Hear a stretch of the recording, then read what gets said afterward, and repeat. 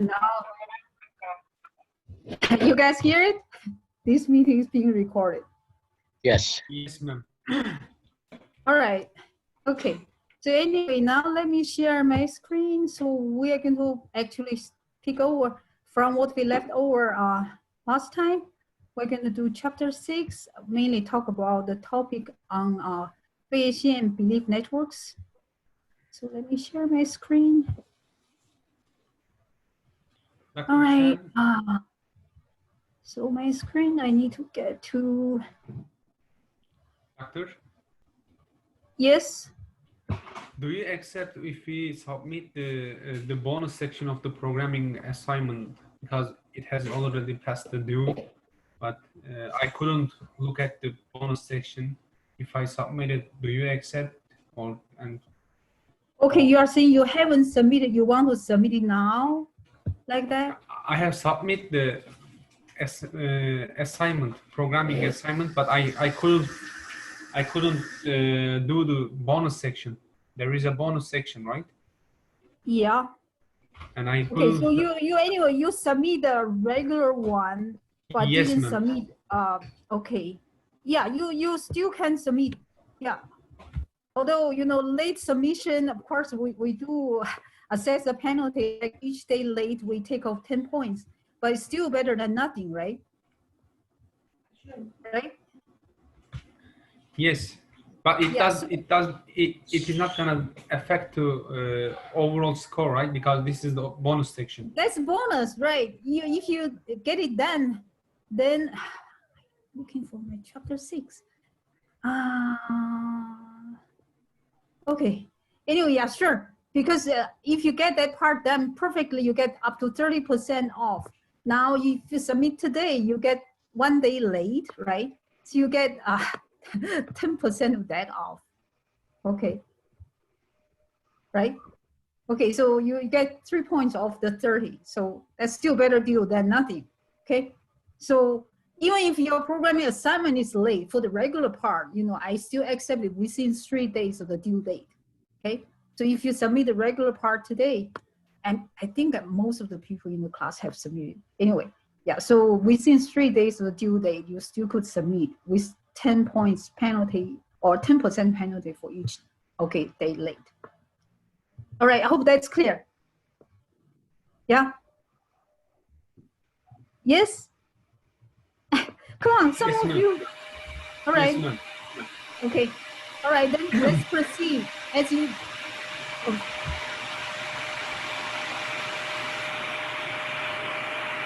There's a big noise.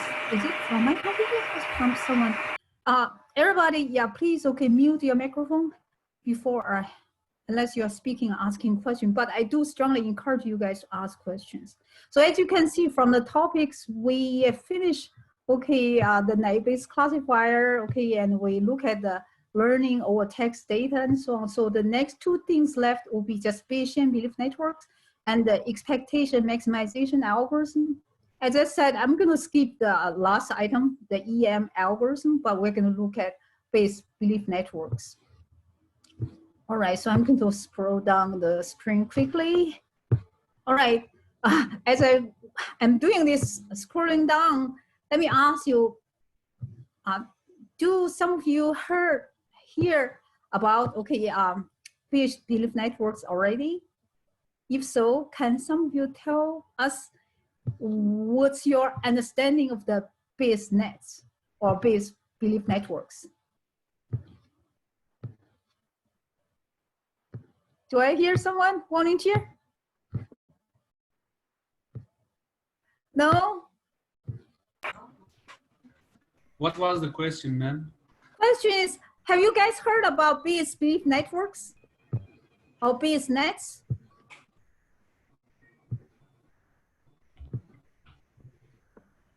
No. I haven't. Okay, so some of you said yes.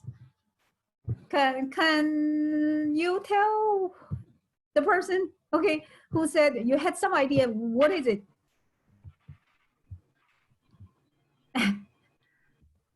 I saw in chat.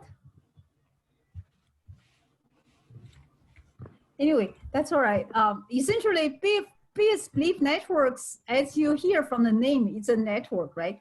So actually, Bayes belief networks is a graphical model, okay, for representing joint probability distributions of a bunch of random variables. Okay, so from the name, Bayes belief networks. So it's a network or it's a graph. As you can see here, let's look at just one quick example. You see this page? So this example is a Bayes belief network with 6 random variables, okay?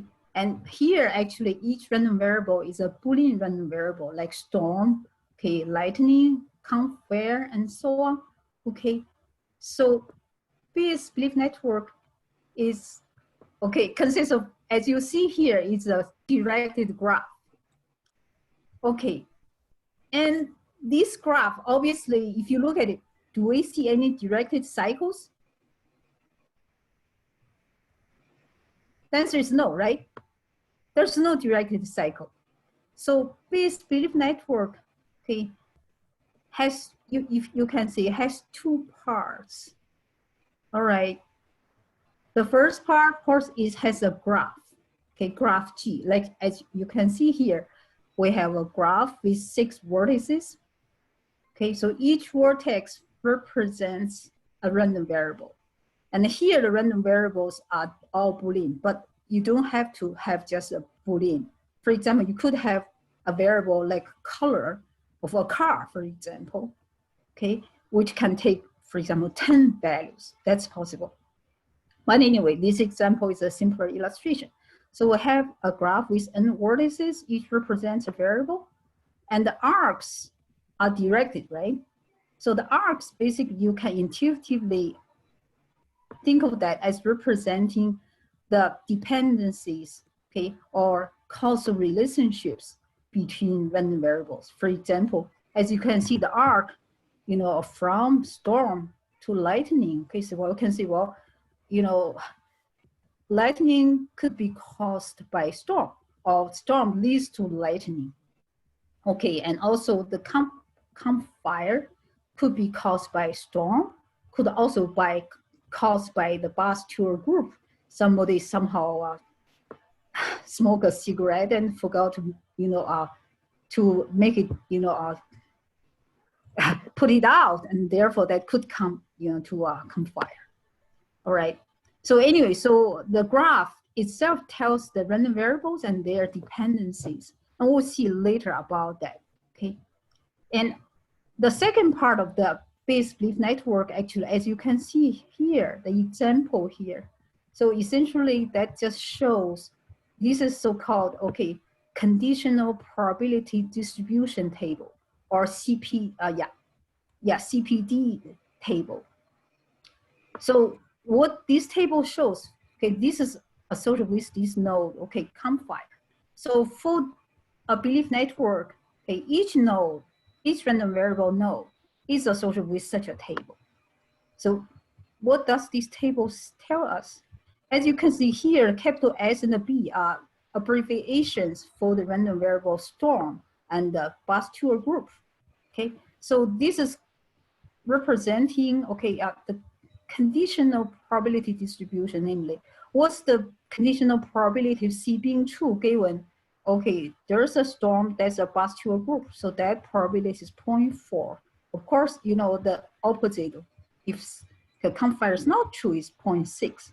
So basically, here, each column actually is a conditional probability distribution, okay? Namely, what's the probability of C taking certain value given, you know, its parent taking certain values. Yeah. So every node is associated with such a table, so-called conditional probability distribution table. You'll notice each column sums to 1, right?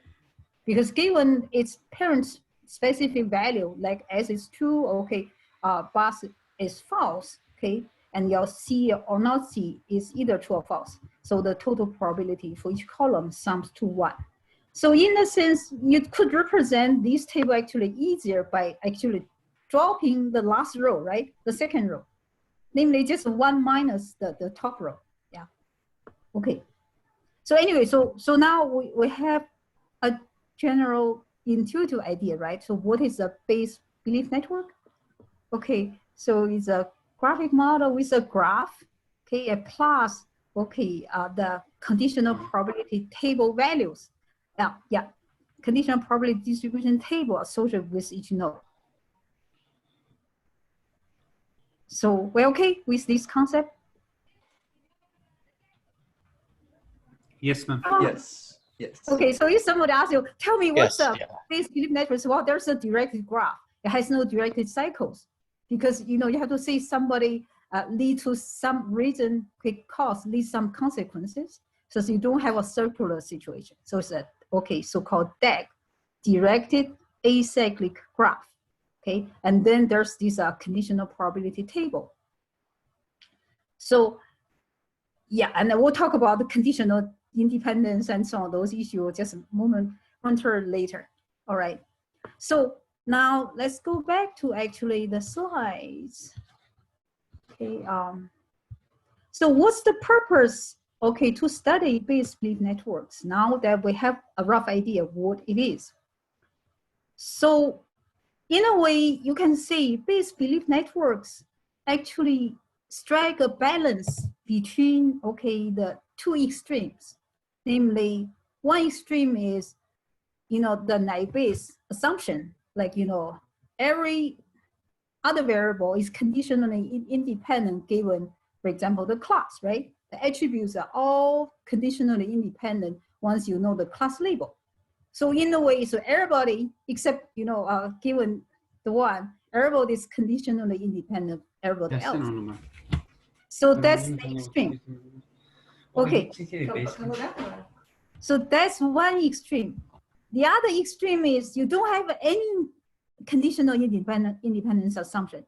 Everybody is, okay, all entangled together. Yeah. So these are the two extremes. The naive is, okay, assumption may be too strong. Yeah. And the other extreme, everybody is, okay, dependent on everybody. That's also just computationally too difficult to do, as we already argued why naive Bayes, is good, because if you think about the total joint probability distribution, that's going to take many entries if you make that huge table, right?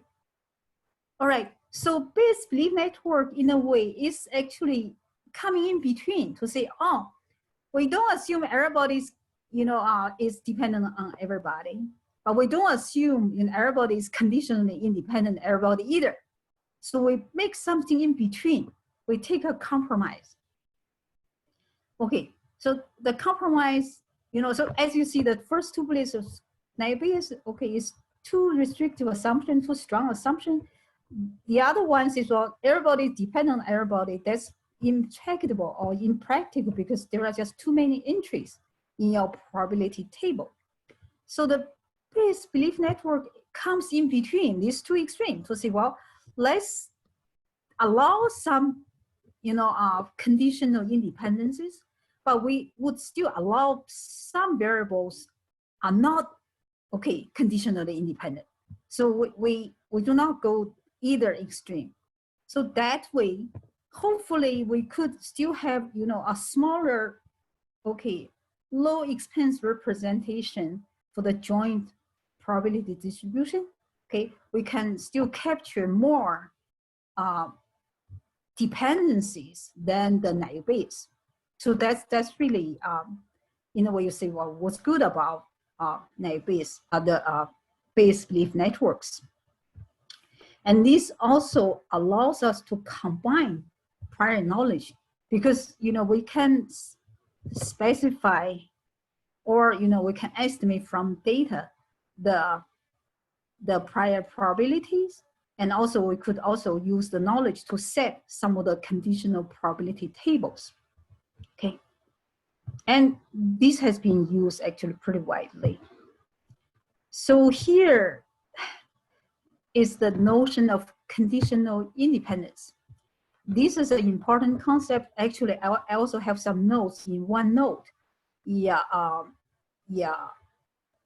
Anyway, actually, we'll just open that momentarily. So conditional independence, you at least need to have 3 random variables to talk about conditional independence. Yeah. So essentially,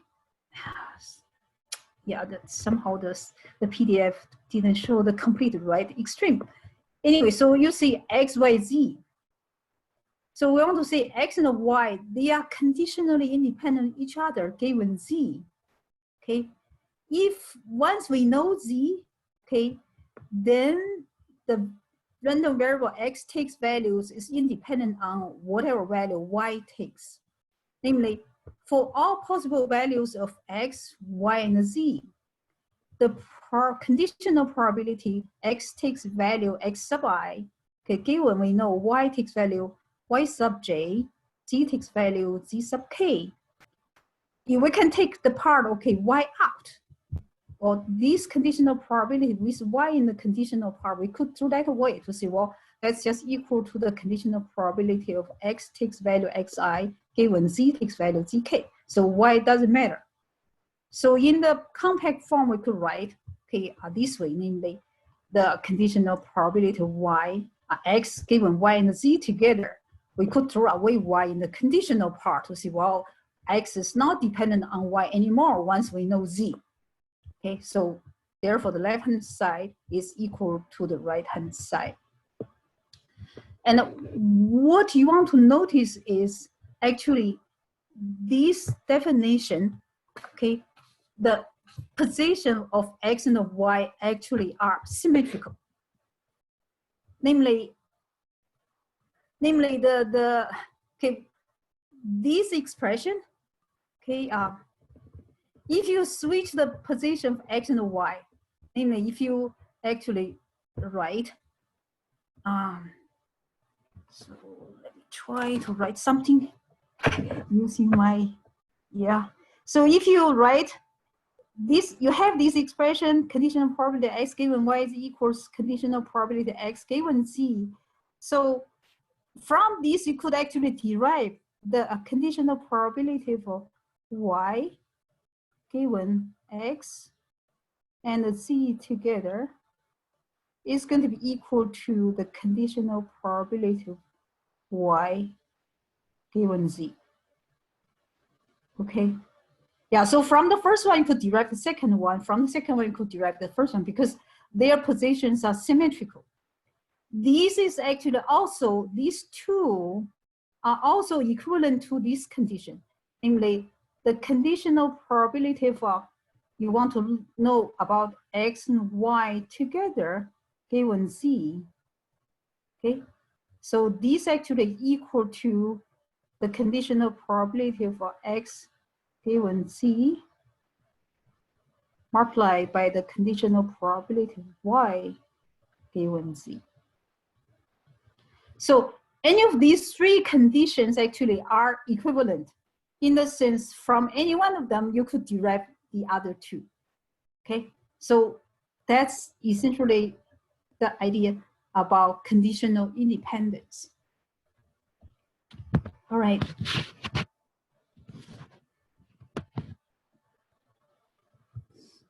And also from the network we saw momentarily ago, you see this example say, well, given we know there's a lightning, okay, thunder is conditional independent of rain, whether you rain or not. You know, once you saw the lightning, okay, the thunder will be there.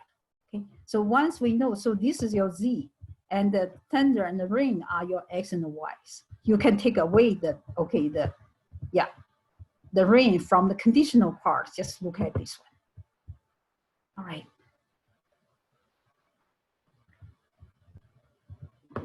You see the Naibis, okay, obviously use this conditional independence to say, well, once we know the class label, the attributes, they are conditionally independent of each other. All right. Okay. So actually, let me open my OneNote. The one thing you want to notice is actually conditional independence and unconditional independence. They do not imply each other. So let's look at the, yeah. I hope you guys see my OneNote. Yes. Okay. Yeah. Okay, so this actually is trying to illustrate basically. Okay, anyway, I already shared the link for this OneNote.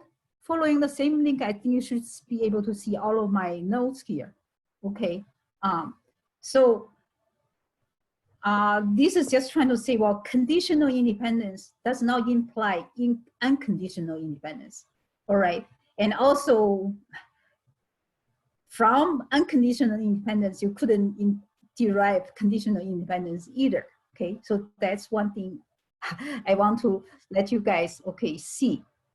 So I give here a quick example. So here we have 3 random variables, x, y, and z. So those are Boolean, just take values 0 and 1. Okay, so your x and the y are just, you know, Bernoulli variables. Essentially, they are identically distributed and independent. Just as if, you know, you have 2 fair coins. Okay, so x, you know, equals 1 if and only if the coin toss for the first coin, okay, which is fair, turns out a head. Okay, similarly, y takes value 1 if and only if the coin toss of another fair coin gives you a head. So obviously, your x and y, you know, they take value 1 independently, right? Agree? Yes. Yeah, because you think about it, you have 2 coins, each is fair, namely turning a head, okay, 50% of the time. Okay, you throw one, you throw another. But now let's look at the third random variable z, which again takes value 1 or 0. So the value of z is dependent on x and y together. Namely, your z takes value 1 if and only if, okay, x and y values are equal. Namely, if both are heads, okay, for the 2 coins, or both are tail. Okay, so from this table, we can see actually the probability of z takes value 1 is also half. Okay, so therefore the probability of z takes value 0 is also half. Okay, and this table, if you look at it, essentially what this table is saying, well, here we have the, you know, the 3 Boolean variables, right? Okay, yeah, they can take value, okay, from 0, 0, 0 to 1, 1, 1. So this column, I show the conditional probability of z takes certain value, okay, for this row, okay, and given x, y value. Like here, okay, when x, y takes the same value, 0, 0, the z cannot take 0 because the probability z takes 0 is actually has the, the probability 0. On the other hand, when x, y take the same value, z takes value 1 with 100% probability. All right. So therefore, actually probability, okay, z takes value 1, we calculate that by actually just summing over this column of probabilities in which z equals 1. Okay, so you see that z equals 1 here. For this entry, we get 1/4. Okay, and for this entry, we get a 0. Okay, for this entry, we get a 0. For this entry, we get a 1/4.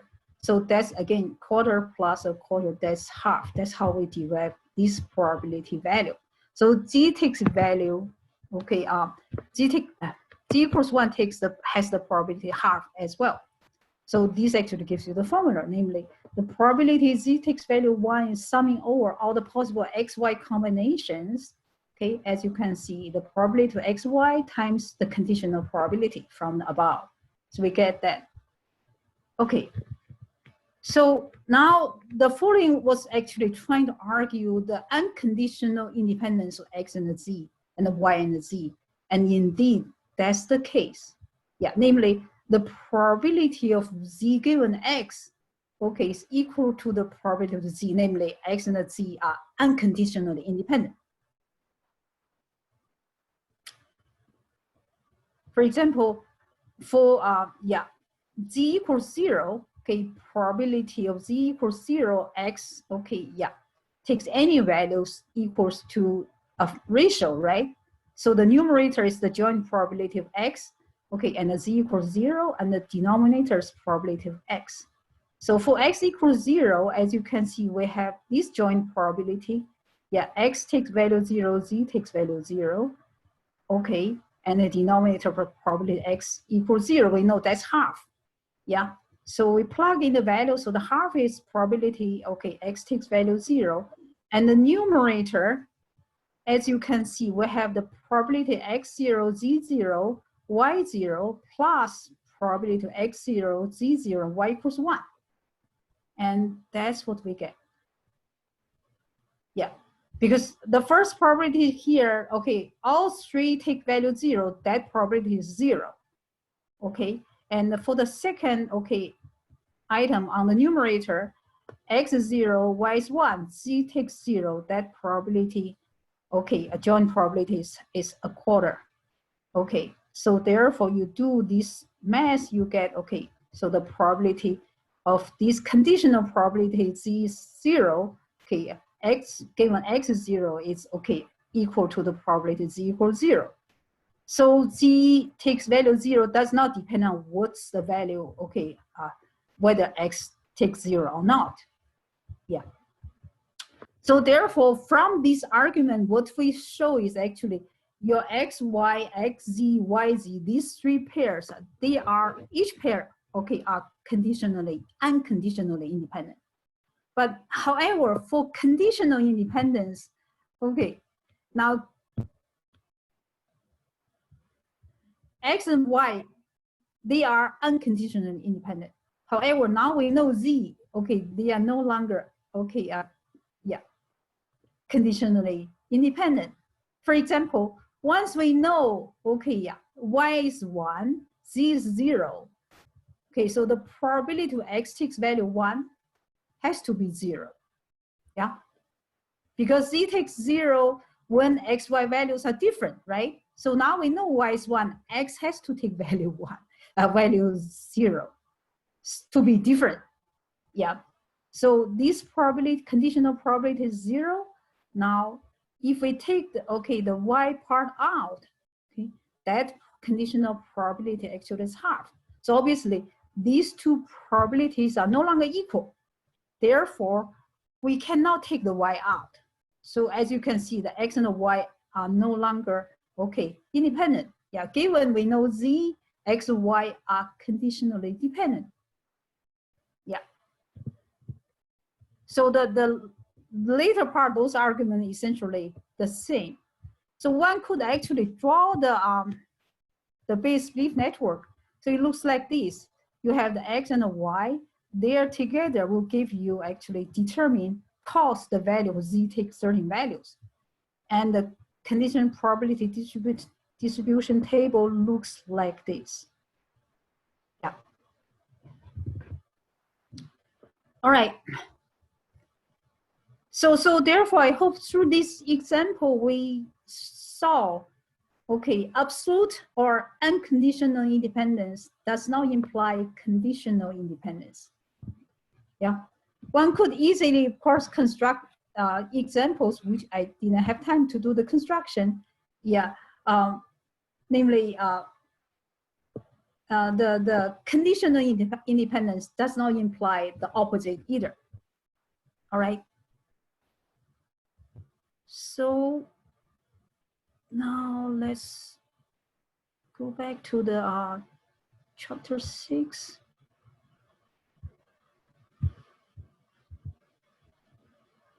I try to do a new share. So where's my chapter 6?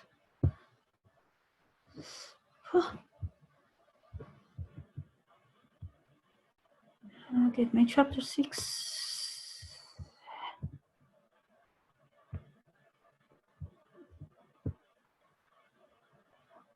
Get my chapter 6.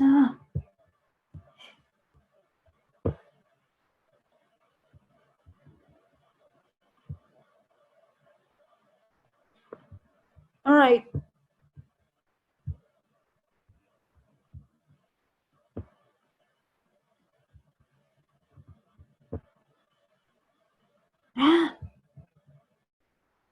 You guys saw my screen? Yes. Now you saw the chapter 6 slides? Yes. Okay, good. I'm sorry, I'm still not very good in switching back and forth between these modes. But anyway, as you can see again, this page, okay.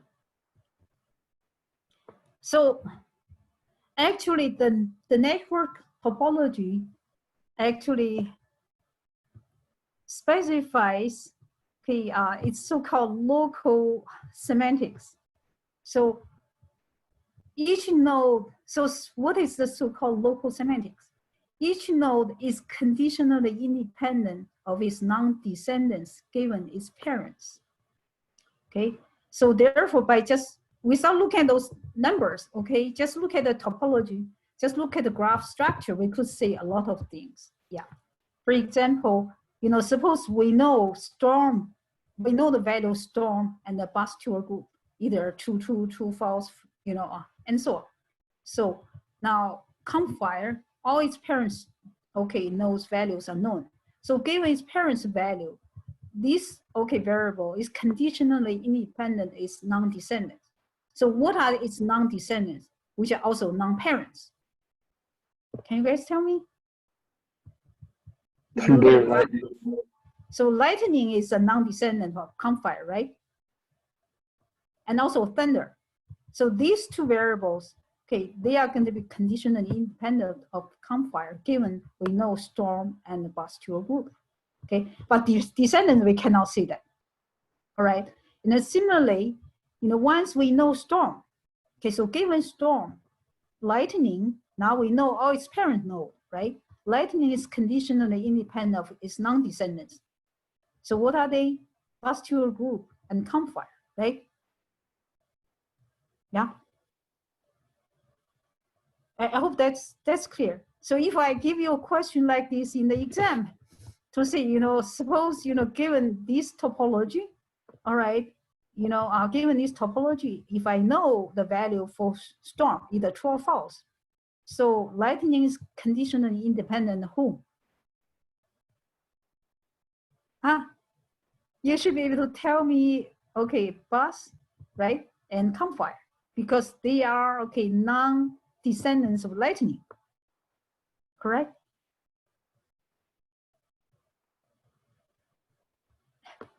Correct.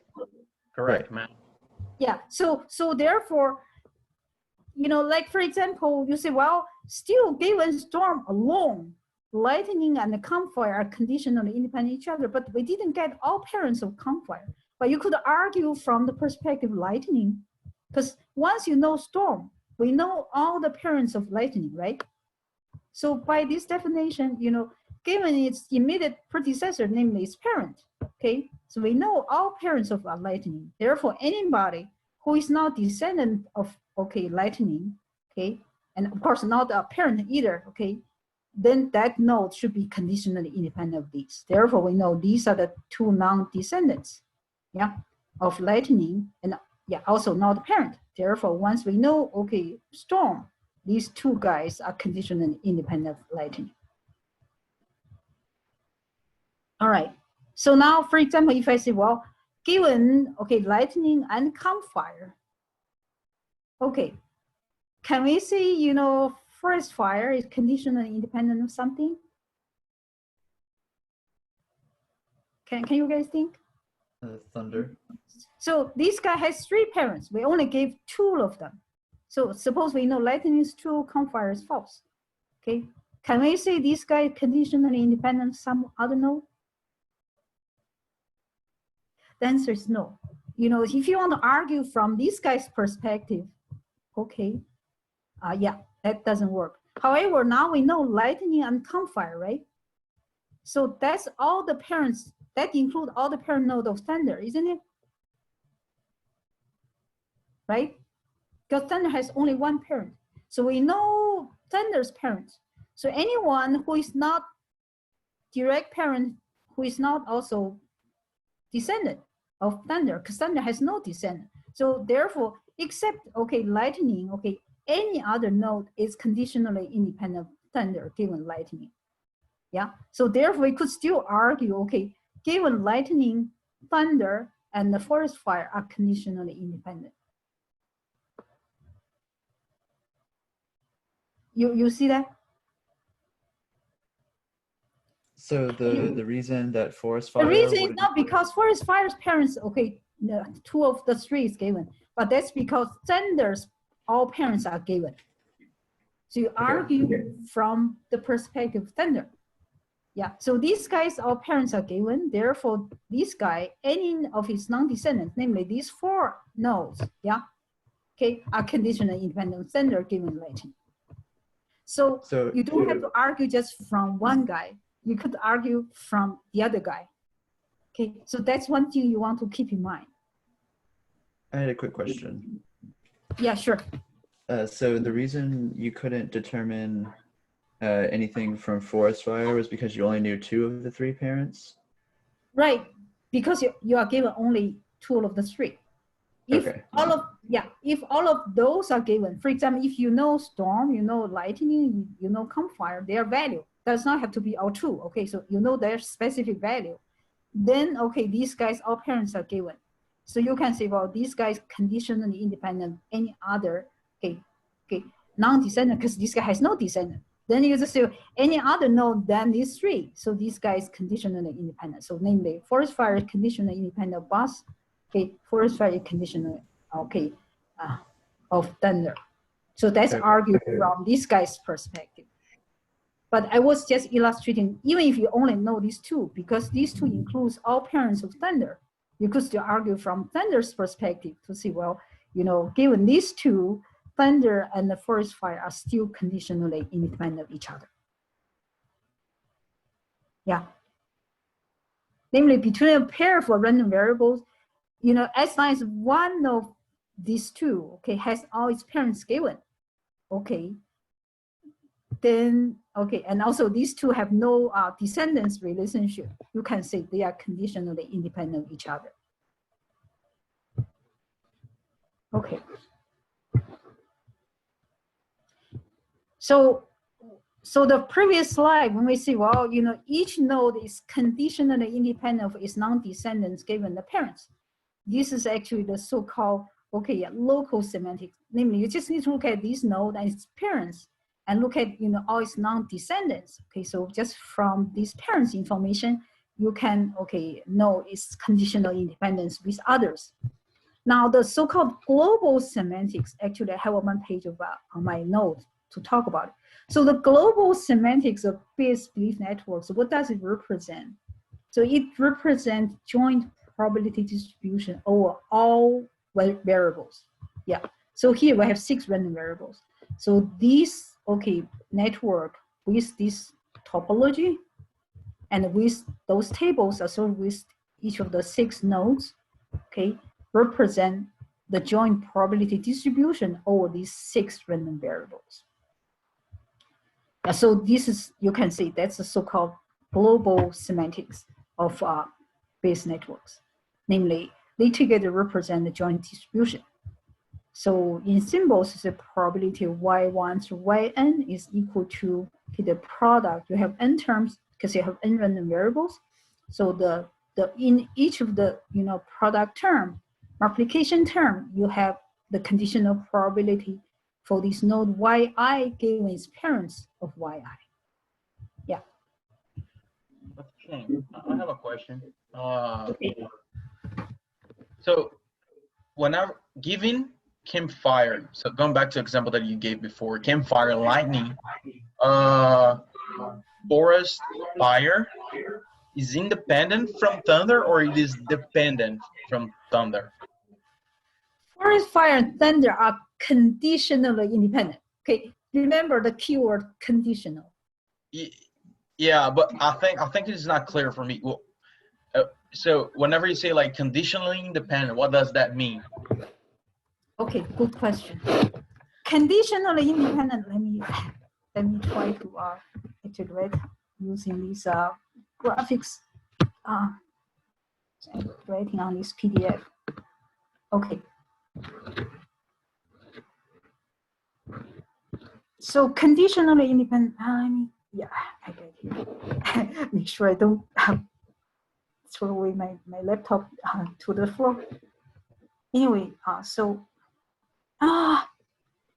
conditional independence means, for example, we mean this probability of, thunder. I'm just doing abbreviation, okay? Given lightning and the campfire, okay, and the forest fire. Okay, so that's equal to, actually, you can take the forest fire out from the conditional part. Just, lightning and, campfire. So that's why we see conditional independence. You have to have something in the conditional part. This is different from, right, the probability of a thunder, okay, given forest fire. Okay, you can take, the forest fire out. Yeah. So this is so-called unconditional. Anyway, this writing is crazy. Independence. Yeah. So this is unconditional independence. Whereas this one is the conditional dependence. Yeah, conditional independence. Namely, only you have these guys in the conditional part, you can take this guy out. That's what it means. I hope that explains. I think so. So it's basically there is a relation between thunder and forest fire, but forest fire doesn't need to be conditionally dependent to thunder. So right? once you know the value here, that's why it's a given. When we say given something, that means we have this in the conditional part. So given these, then between these two, you can take this guy out. That's what we mean by conditional independence. Whereas here, see, you don't give anything. You just say, well, thunder and forest fire, they are unconditionally independent. Namely, you don't need to consider this guy in the conditional part because, so this is essentially says, actually, this is amounts to saying, actually, your probability of a thunder and the forest fire together is equal to their product individual probability. Gotcha. But what about the probability of forest fire given the lightning, campfire, and thunder? So then we can remove thunder. It's the same thing, right? Yes, they are symmetrical. As I explained, your X and Y positions are symmetrical. See, this absolute independence just say, okay, when you look at that joint, the conditional part, you can't take away the other guy from the conditional part, just right as the product of their individual one. Right. So yeah. But here we cannot do that. However, for the conditional part, we could write the form, right? Right. Yeah. So as I show, so here, as you can see here, okay, right? We cannot write their individual probability of X and Y equals to the product probability of X and Y, but we have to put a Z, the conditional part there. So we can write them separately this way. So this is the conditional independent. Conditional means you got to have something on the conditional part, okay? So that's one thing you want to keep in mind. So that's a good question. That's a good question. All right. All right.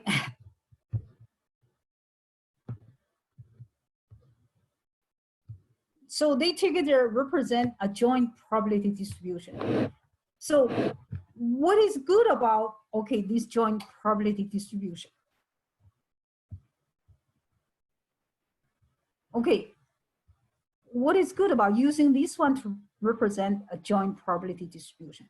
Now again, I need to go back to my OneNote. All right.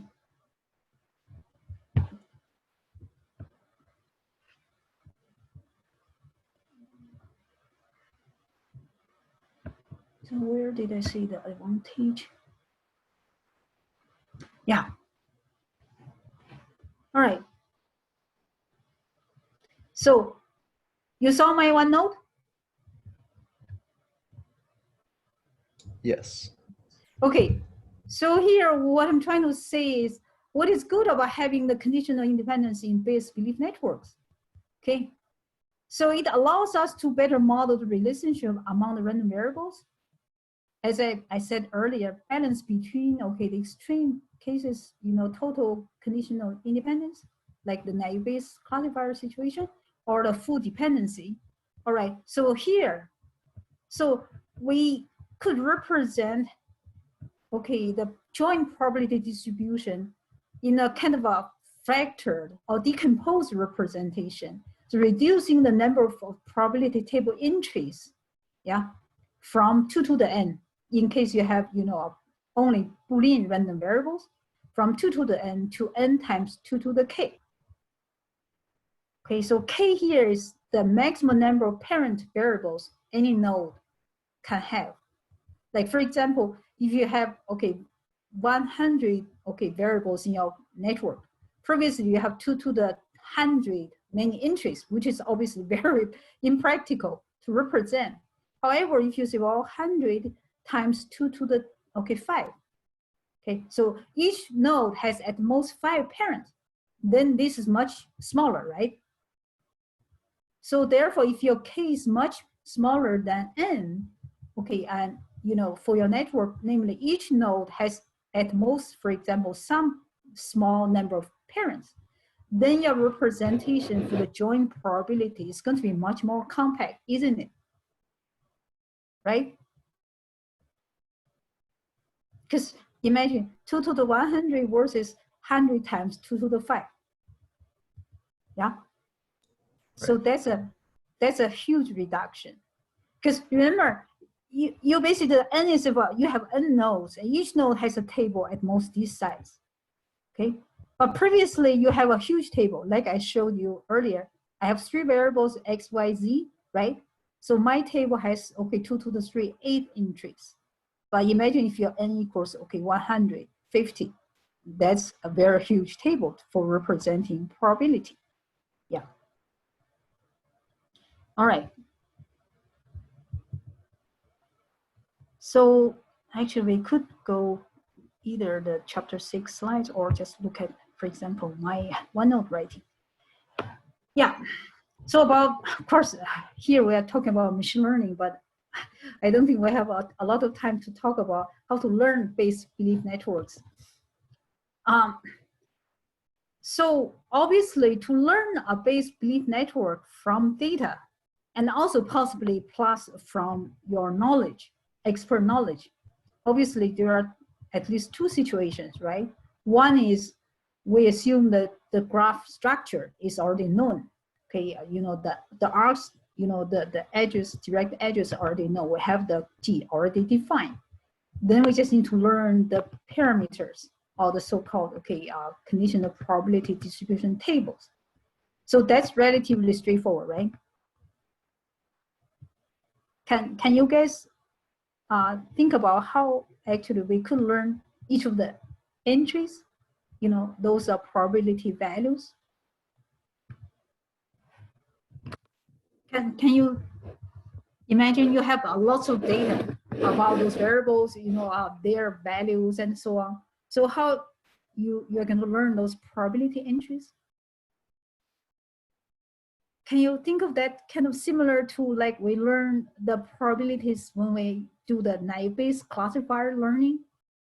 There, how did we do it? Huh?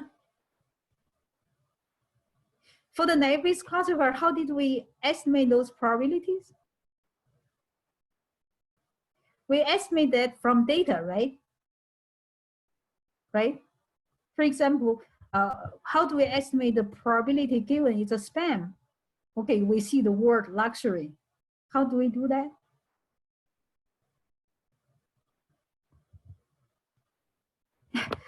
So there we actually, we get, okay, for example, how many, words we have, in the category of documents, right? That belongs to spam, So that's your denominator, right? And then your numerator is going to be what? In this spam, okay, text your document, how many times the word, okay, luxury occurs, right? So you basically take the ratio. Is that right? Come on. Right. Okay, so similarly here, for example, how do you estimate the probability, you know, conditional probability given lightning happens, thunder occurs? Then you have also a bunch of data, right? So such conditional probability, of course, you're going to estimate from the situation in which lightning is true, and you take the fraction of such cases, okay, thunder is also true, right? Then you estimate the conditional probability thunder is true given lightning is true, like that. So essentially, this estimation is relatively actually straightforward if your data is complete, namely no hidden variables. All the 6 random variables, bus tour group, okay, forest fire, and so on are observable. In case you have some missing values in these 6 variables, okay, then you need to use something like the EM algorithm to actually somehow estimate that from the data, which I don't think we have time to elaborate. So essentially, similar to estimation from data by taking fractions in case every variable is observable. Otherwise, use something like an EM algorithm to fill in, okay, or estimate the frequencies of the hidden variables. Yeah. So that's learning the conditional probability entries. Yeah, we do need actually quite amount of data to make those estimation accurate. The more difficult issue, of course, or challenging issue is what if the G, okay, actually is not known. Namely, we know, for example, we have 10 random variables, but which one calls which, okay, so how we're going to draw the arrows, we do not know. All right. Yeah, so we need to learn the directed arcs or the edges, okay, in the graph. So in this case, obviously, you have several ways to go. Like, you can consult with domain experts, let them suggest some of the, possible arcs.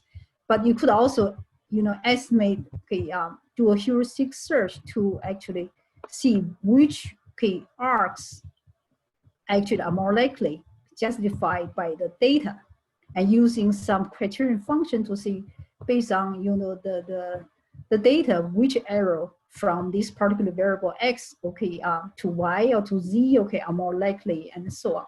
Yeah. So, but anyway, I don't think we have time to talk a lot more about this. But so you get the general idea. So in this case, some expert actually available knowledge about the meanings of the attributes, how things are related, actually could be helpful in this case. So that's learning in Bayes networks. Now, let's look at inference in Bayes networks.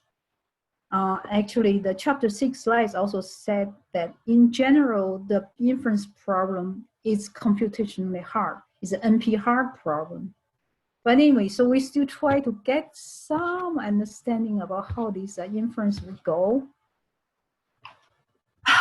Yeah, but anyway, so later on you could go back to these notes, as I already shared the link. So typical inference in Bayes belief networks is in this form. Namely, assume we already know some evidence variables, E, okay, taking some specific values, like, the postural group is true, okay, and the storm is false, and so on, like that. Okay, so we want to get the conditional probability of a query variable, okay, or a bunch of query variables, so the Y could be, capital Y could be several such variables taking values, okay, little y, so given evidence E. So essentially, many cases we want to calculate such probability, namely, for example, what's the probability forest fire being true given there's a bus tour group, there's no storm. Yeah, like that. So how do we calculate that? And yeah, I might ask you such question in the final exam, so let's look at a little bit more carefully. Okay, so first thing you want to remember is any such conditional probability. How do we calculate that? We need to convert that into actually calculating the ratio between two unconditionals. Namely, this probability of capital Y takes little y given evidence E. Oh, sorry, the E should be, yeah. Yeah. The E takes a specific value, little e, okay, that's equal to, okay, so this ratio, namely, in the ratio, the numerator is the joint probability of a big E takes value little e and the big Y takes value little y, and the denominator is the probability, again, unconditional probability, that just the big E takes value, okay, little e, yeah. So now how are you going to calculate, for example, just look at how do you calculate the numerator. So yeah, so this joint probability, okay, because we have the so-called hidden or other variables, namely your total collection variable is capital V, x1 through xn. You throw away the, okay, the evidence, you throw away the, okay, query variable, so the remaining part we can see that's hidden. Then what we do is this unconditional probability, we're going to sum over all the possible values, yeah, of those other variables, okay, and taking the joint probability value. See, the E and the Y and the H together is, okay, actually your total collection of random variables, namely x1 through xn. And we know how to calculate this one, right? Because, you know, your Bayes network tells you how to calculate any, yeah, joint probability value, okay, given you know the specific values for each of the random variables. Now, this one, of course, we need to actually use the network topology, okay, and then the conditional probability tables to calculate the value. All right, so let me show some examples here. All right, you guys can see this Bayes network, right? Yes. Okay, so let's make that, yeah, full screen. Okay, make it bigger. So I have a relatively simple Bayes leaf network with 4 Boolean random variables, okay, A, B, C, D. Okay, so it's, and there, okay, CPD tables are given here. As you see, I only show the, yeah, okay, the probability A is 2. Here, little a means, okay, capital A is 2, all right? And yeah, not little a is, okay, basically means that capital A is false. So I didn't show probability of negation of A because that's 1 minus 0.6, just make your table entry smaller. All right. And as you can see, how many entries I have to represent these, okay, 4 Boolean variable joint distribution. If you count it, 5 plus 4, I use 9 entries, right? Right? Yes. 1, yeah, so totally 9 entries. Whereas if you do 2 to the 4, that gives you 16 entries. So, well, that saves some, but not big deal. But if your network is bigger, that's going to save a lot. So let's look at, you know, the calculation of probability of C. So I want you to calculate probability of C, probability of B, probability of B and the C, and probability of C and the D together. So the first one and the second one are relatively easy. I wrote it last night already. So how do we calculate probability of C? If you look at the network. So obviously, if you use the network topology, you say, well, let's look at here, probability of C equals probability A and the C, yeah, and the probability not A and the C, isn't it? Namely, from this topology, we could also utilize the conditional probability given in the table. So obviously, I hope you agree that the moving from this line to this line looks reasonable, right? Yes. Okay, now, for example, for calculating the joint probability A and C, obviously we could use the network topology. Well, so that's going to be equal to the probability of A multiplied by the conditional probability of C given A is true, right? So that's how we get the 0.6 times 0.6. And then similarly, here, probability of not A is 0.4, and the probability, as you can see, yeah, C given not A is 0.3. So therefore, we have C 0.6 times 0.6 plus 0.4 times 0.3. So this 0.36, this 0.12, that gives you 0.48. Okay, that makes sense? Yes. Yeah. Okay, so now what about probability B? Yeah, little b, that means a capital B is true. So using the same idea, right? We need to look at, you know, the joint probability A is true and B is true, and plus the joint probability A is false, B is true, right? And that's exactly what I have here. So yeah, so it's important once you write it this way, things are going to be easier. Because these you're going to use, again, the network topology, probability A and B, okay, and yeah, probability of not A and B, yeah.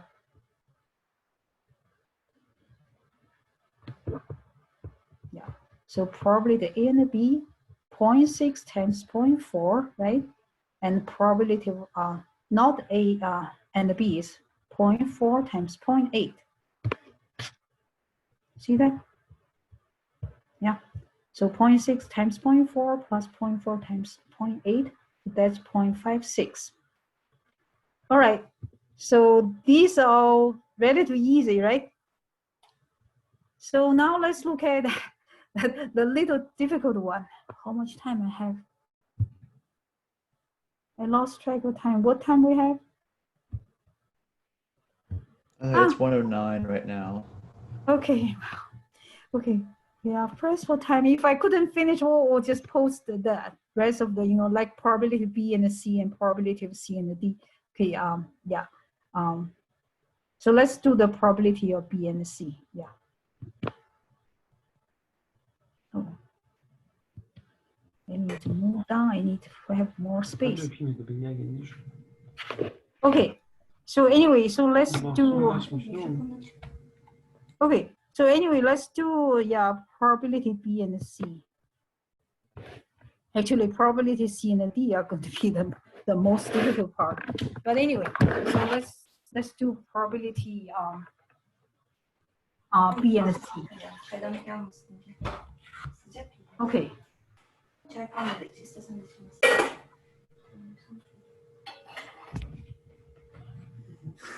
How do we calculate this one? The probability B and C, if you look at the network, okay, yeah, if you look at the network structure, we have the A on top, right? And the A, okay, has an arrow to B, and A has an arrow to C, isn't it? So this is going to be calculated as, okay, the probability, joint probability of A being true, and the B and the C, those what we want, plus the probability of not A and the B and the C. So we really don't need a D into the picture. All right. So now probability A and B and C, then what do we need to do? I have a question. Yeah. B and C isn't from the graph, isn't B and C independent? No, B and C represent basically the truth value of capital B and capital C. So little b represents the capital B is true.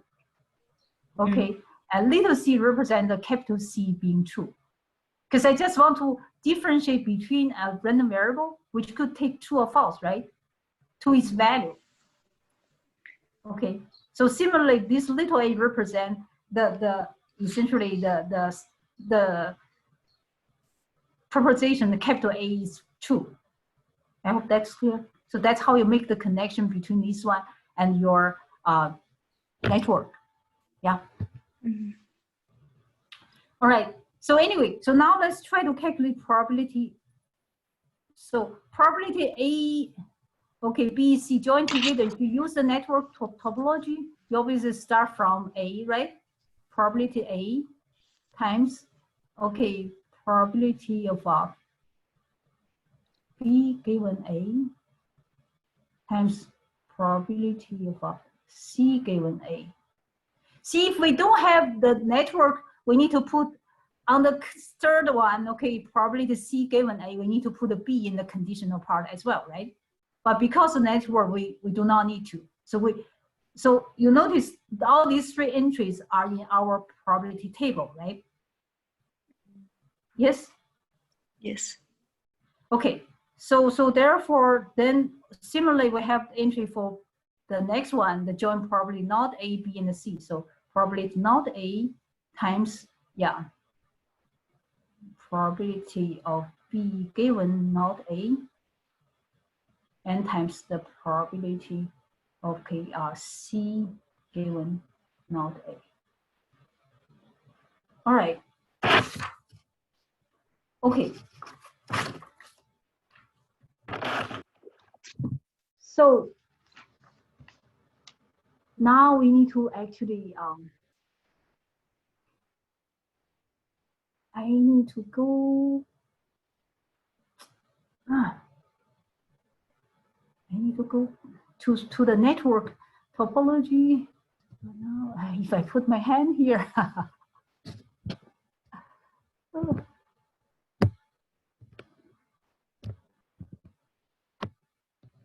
Oh, yeah. Okay, so anyway, A, B, and C. So probability of A 0.6, probability B given A 0.4, okay, probability C given is 0.6. So I have 0.6, 0.4, 0.6, right, for the first term, yeah? 0.6, 0.4, 0.6. And for the second one, namely not A and B and C, not A is 0.4, okay, not A and B is 0.8, right? And not A and C is 0.3. Okay, so just remember those.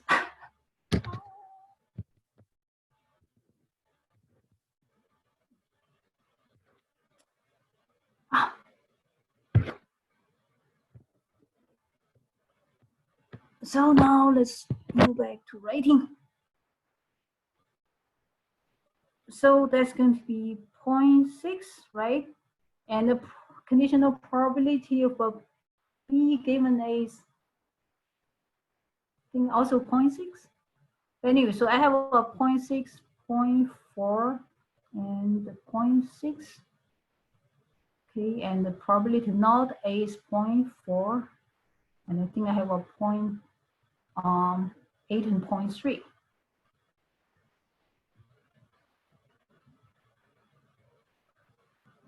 Okay, so those are taken from the conditional probability tables. All right, so this actually is equal to actually pretty nice number if you look at it. Yeah.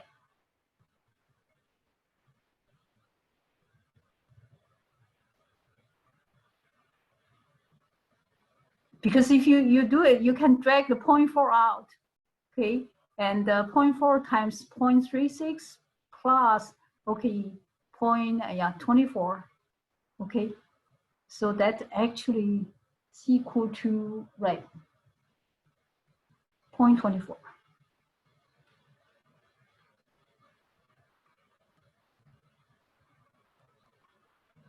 Because you see, this is 0.24, yeah?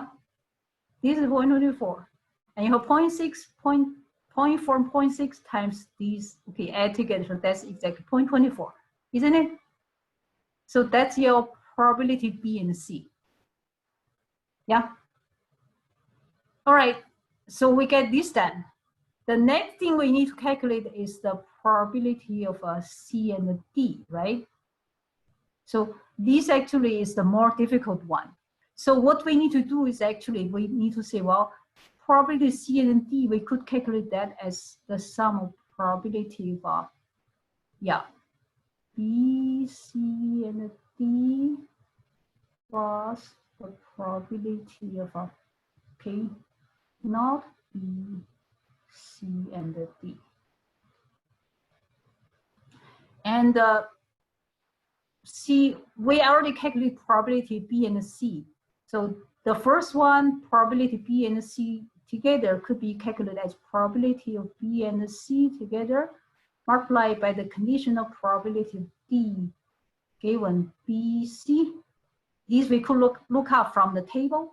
And similarly, the second one could be written as probability of not B and C multiplied by the conditional probability of D given not B and C. Again, this last entry we could look up from the table, isn't it? All right, so now we already calculate the probability B and C is 0.24, right? Yeah, from here, yeah. So 0.24, my writing pen is giving me trouble. Oh, anyway, the one node obviously quit on me. I don't know what's going on.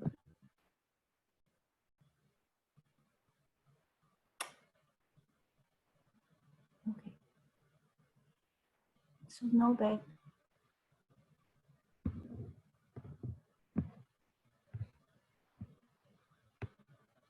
Are you guys still with me?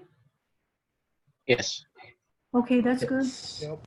Okay, so as you can see, this 0.24, we could put it in. All right, and the next entry, conditional probability D given BC, we could look up from the network, right, table. So you see, conditional probability D given BC is 0.8. Okay, so we have 0.24 times 0.8. And the other conditional probability D given not B and C is 0.6. Namely, this entry, but anyway.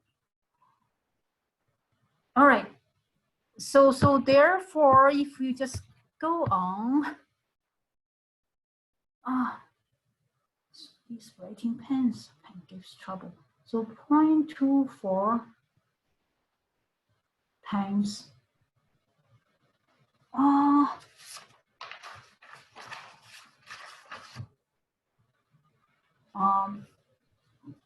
0.8, right?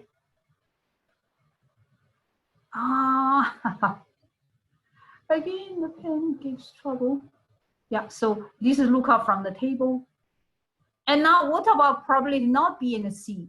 Actually, this is also equal to 0.24. I will tell you why that's the case. Okay, now the probability of a D given not B and C is 0.6, if you remember right. Yeah.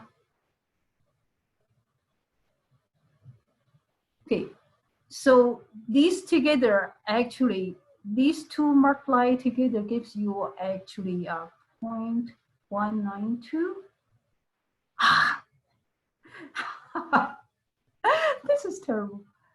I don't know what's going on. And the 0.24 times 0.6 gives you actually 0.144. 0.144. So this together gives you what? 0.336. 0.336, right? So, but now I need to tell you why this guy is also equal to 0.24. If you remember, probability of a C equals 0.48 from our original calculation, right? Yeah. But we know probability C actually is equal to probability of BC plus probability of not B and C, isn't it? So we already know this guy is 0.24. This guy is 0.48. So of course we know now 0.48 and minus, okay, 0.24, we get this guy is also equal to 0.24. That's just a coincidence, yeah. But anyway, so that's how we calculate the probability of C and D together. Okay, so once we calculate, okay, the probability C and D together, what we could do, anyway, I'm overshooting the time. So from these two probabilities, you know,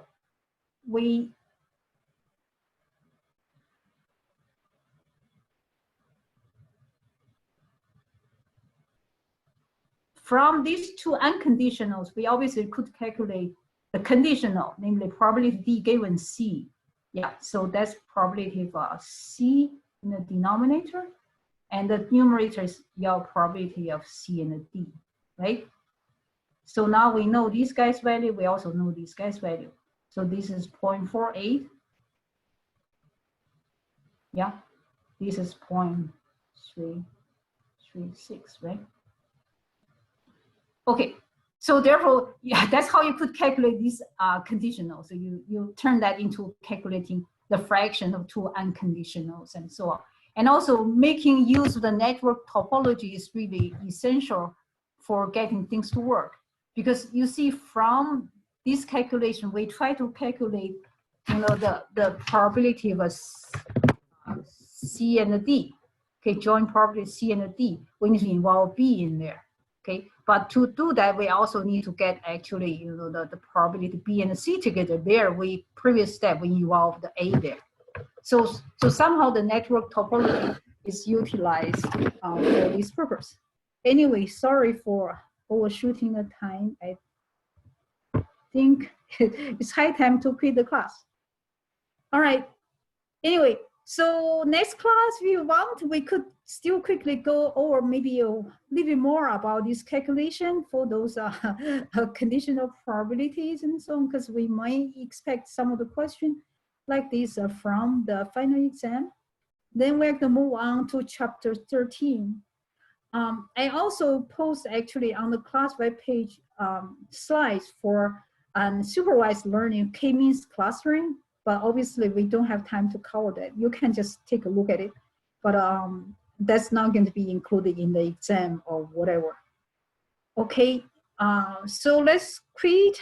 And I'm sorry, I overshoot the time. Somehow the gadgets are still not working perfectly well. All right. Bye-bye, you guys. You guys take care. Thank you. You too. All right. Thank you. Chen, All right. you said you were going to post the recordings, Yeah, and because are you going to include the recordings of the older lectures? the older lectures I need to look up because obviously it's almost 1 month because the Zoom only keep it for a month and so on. I might have already lost those. I I'll see. check. If I have it, I'll post it. Okay. Okay. And I'm sorry because. No problem. Thanks No again. problem, ma'am. Thank you. All right.